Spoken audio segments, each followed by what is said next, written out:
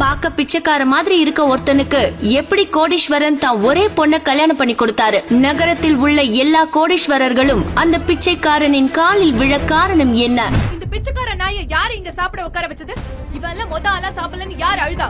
Throw this beggar out of here. நான் இந்த ஃபங்க்ஷனுக்கு ஊட்டில இருந்து மினிஸ்டர் கூப்பிட்டிருக்கேன். உங்களை மாதிரி பிச்சைக்கார நாயங்களை பார்த்தா அவர் என்ன நினைப்பாரு என்ன? அனைவருக்கும் வணக்கம் வைத்துக் கொண்டிருந்த மினிஸ்டரின் முகம் திடீரென தூரத்தில் எதையோ பார்த்து அதிர்ச்சியாக மாறியது. சூர்யா சார், நீங்களா? என்ன சார் கூல இது? உங்க அப்பாயின்மெண்ட்டுக்கா நான் எவ்வளவு நாள் காத்துக்கிட்டு இருக்கேன். உண்மையில் யார் இந்த சூர்யா? வாருங்கள் பார்க்கலாம்.